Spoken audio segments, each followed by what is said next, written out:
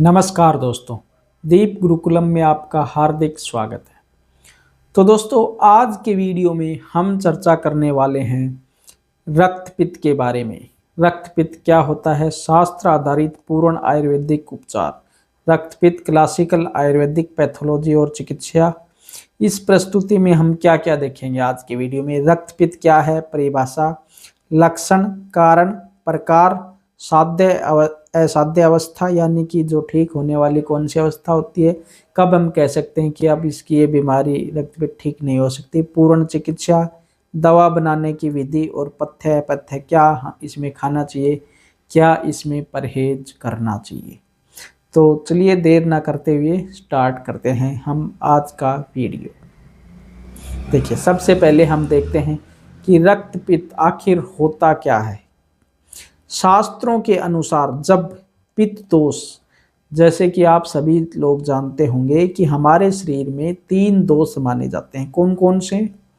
एक वात, एक पित्त और एक कफ। जब ये तीनों समावस्था में होते हैं तो हमारा शरीर क्या होता है? स्वस्थ, यानी कि हम होते हैं स्वस्थ। और जब इन तीनों का संतुलन आपस में बिगड़ जाता है तो हम क्या हो जाते हैं? बीमार। तो हम हो जाते हैं बीमार। तो जब इसमें क्या बताया, शास्त्रों के अनुसार जब पित्त दोष अत्यधिक बढ़कर रक्त धातु में, हमारे शरीर में कितनी धातुएं होती है? 7 धातुएं होती है।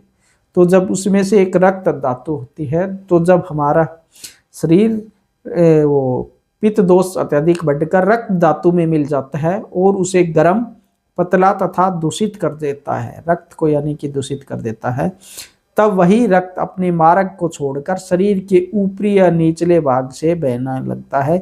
इस अवस्था को रक्तपित्त कहा जाता है, यानी कि नाक से, मुंह से, फेफड़ों इत्यादि से बहने लगता है या फिर गुद्वाद्वार से रक्त बहने लगता है, तो उसको हम क्या कहते हैं? आयुर्वेद में रक्तपित्त नाम दिया जाता है। आगे है, रक्तपित्त के 3 प्रकार होते हैं। ऊर्ध्वगामी रक्तपित्त, यानी कि जिसमें खून ऊपर के मार्गों से निकलता है, जैसे नाक से खून निकलना, मुंह से, आँख, कान, फेफड़े इत्यादि से जब खून निकलता है तो उसको ऊर्ध्वगामी रक्तपित्त कहा जाता है। फिर है अधोगामी रक्तपित्त, जिसमें खून नीचे के मार्गों से निकलता है, गुद्दा, मूत्र मार्ग, गर्भाशय मार्ग इत्यादि से। और एक होता है उभयगामी रक्तपित्त, जिसमें ऊपर और नीचे दोनों मार्गों से खून निकलता है, तो उसे कहते हैं उभयगामी रक्तपित्त। अब आगे है रोग उत्पत्ति के कारण। रक्तपित्त होने का कारण क्या है? सबसे पहले आता है हमारा आहार, भोजन, फूड। अत्यधिक तीखा खाने से, खट्टा खाने से, नमकीन पदार्थ खाने से या फिर गर्म भोजन करने से। दूसरा है शराब और पित्त बढ़ाने वाले पदार्थों का अधिक सेवन से। विहार, लाइफस्टाइल, अधिक धूप में रहने से, अधिक क्रोध करने से, अधिक श्रम करने से, रात को जागने से। परिणाम, इन सब से पित्त बढ़ता है और रक्त को दूषित करता है, तब हम ये रोग उत्पन्न होता है। क्या है प्रमुख लक्षण, क्या है इस रोग के? रक्तस्राव, नाक, मुंह, आँख, कान, मल मूत्र या त्वचा से खून आना। शारीरिक वेदना, शरीर में जलन, अत्यधिक प्यास, चक्कर और कमजोरी। अन्य लक्षण, मूर्छा, शरीर का पीला या नीला पड़ जाना, हृदय की धड़कन तेज होना। आगे है विशेष योग। अब आगे है इसकी चिकित्सा की बात करते हैं। खंड कुसुमांड आंवले है, बनाने की विधि क्या है? उत्तम पेठा लें, छिलके बीज निकालें और छोटे टुकड़े करें, 100 पल जल में पकाएं, जब आधा जल शेष रहे उतार कर छान लें। अब आता है पल कितना होता है जी? 1 पल होता है 48 ग्राम का, ठीक है ना? 48 ग्राम या फिर 48 ml का 1 पल होता है, ठीक है। 100 पल जल में पकाएं, जब आधा जल शेष रहे उतार कर छान लें।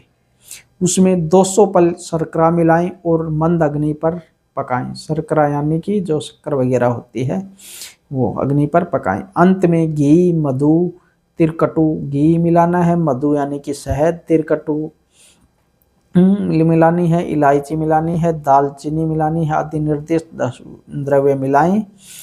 ठंडा होने पर आंवले है तैयार है, ठीक है। तो ये इसकी बनाने की विधि है। आगे है खंड कुसुमांड अवलेह है प्रयोग विधि, कैसे इसको प्रयोग करना है। 2 तोला प्रतिदिन।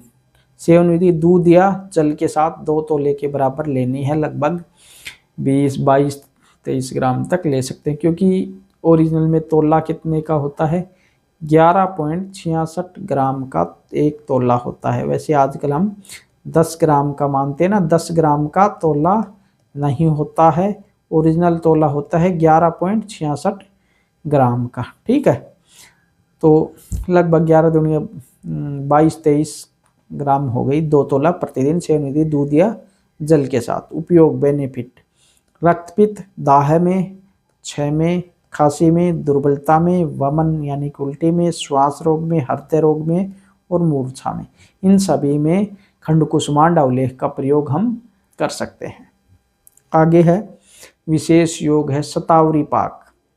शतावरी पाक कैसे बनाते, सामग्री, शतावरी कल्क 8 तोला, दूध 32 तोला, घी 32 तोला, मिश्री 4 तोला। मिश्री कौन सी लेनी है, मिश्री आपको जिसको कि दागे वाली मिश्री या फिर सिट्टा मिश्री बोलते हैं, वो आपको शुद्ध मिश्री लेनी है।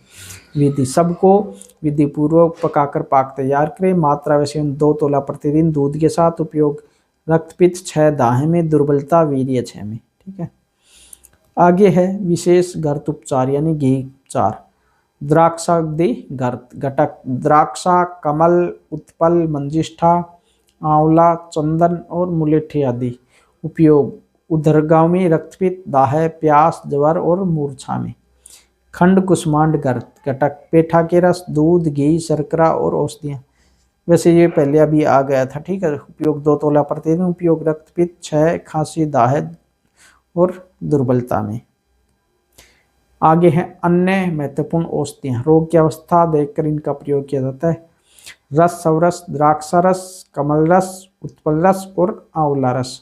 चूर्ण मिलाना इसमें, मुलेठी चूर्ण। बसम पिष्टि, परवाल बसम, मोती पिष्टि और शंख बसम। घृत, शतगोत घृत यानी कि 100 बार धोया हुआ घी को बोलते, क्या बोलते हैं, शतधोत घृत। 100 बार घी को पानी से धोया जाता है उसको। ठीक है, तो इन सब का प्रयोग वैद्य इस बीमारी को देख करके किया जाता है कि कौन सी किस हिसाब से देनी है, ये वैद्य की देखरेख में होनी चाहिए। आगे है क्या खाना चाहिए, पथ्य। अन्न, अन्नों में आता है चावल की मांड, मूंग की दाल, जौ और गेहूं। द्रवों में आता है दूध, घी, शीतल जल और नारियल पानी। फलों में आता है द्राक्ष यानी कि अंगूर, अनार और आंवला। अन्य शर्करा, मिश्री और कमल। ये सारी चीज वो हैं जो खा सकते हैं। आगे है क्या नहीं खाना चाहिए रोगी को। भोजन में तीखा नहीं, भोजन नहीं खाना चाहिए, खट्टा, नमकीन भोजन और गर्म भोजन। मांसाहार, विशेषकर उष्ण मांस, गर्म मांस जो होते हैं। पेय, शराब नहीं पीनी। विहार आते धूप में अधिक नहीं रहना, अधिक क्रोध नहीं करना, अधिक श्रम नहीं करना, मैथुन नहीं करना।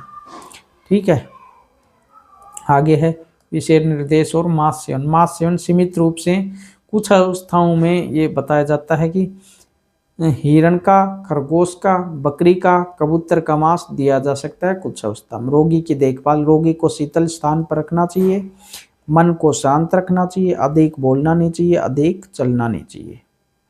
ठीक है, निष्कर्ष, रक्तपित्त एक गंभीर रोग है लेकिन शास्त्रों में स्पष्ट उपचार उपलब्ध है। यानी कि यदि हम पुराने शास्त्रों में देखें तो इसकी उपचार किया जा सकता है। इस रोग को हम साध्य की श्रेणी में ले सकते हैं। नियंत्रण के ऊपर शीतल औषधियाँ,